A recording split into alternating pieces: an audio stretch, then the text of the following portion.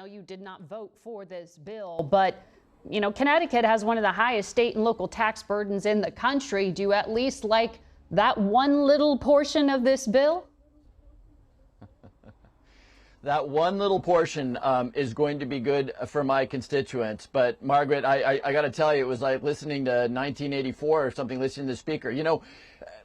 Anybody can look this up. The American people want basically three things out of their federal budget. Number one, at this point in time when Americans, the wealthiest Americans, are doing better than ever before, Americans want the wealthiest of Americans to pay more taxes and to give tax relief to the middle class and below. Number two, they want us to address the deficit, which is now spiraling out of control to the point where we got a downgrade in one of the U.S. credit ratings. And third, they want a simpler tax code.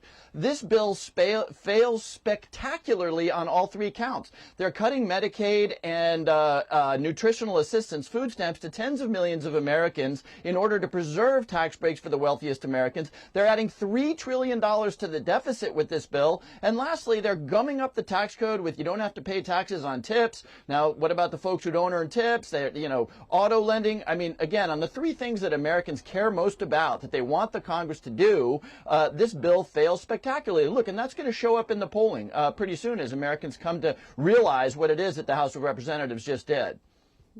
Well, I want to ask you about your other role on the House Intelligence Committee.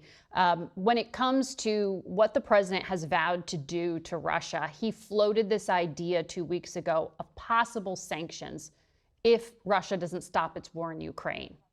But then he spoke to Vladimir Putin on Monday, and we heard nothing about sanctions. We did hear from the head of the Defense Intelligence Agency that this war is trending in favor of Russia. What changes need to be made, if anything, to how the U.S. provides support? Well, Margaret, look, we're at a fork in the road with respect to the Russia-Ukraine war. And Donald Trump and his acolytes in the Congress will go along with one of these two choices. Either we will continue the trajectory that started when the president and the vice president humiliated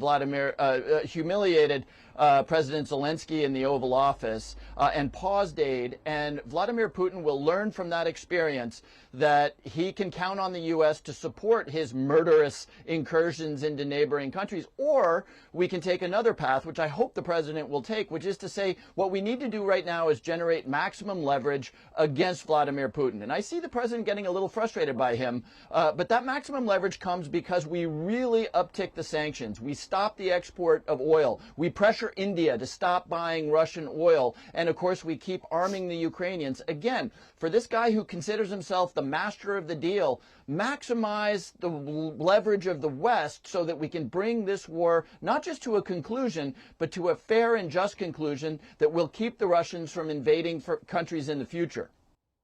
In your role on the intelligence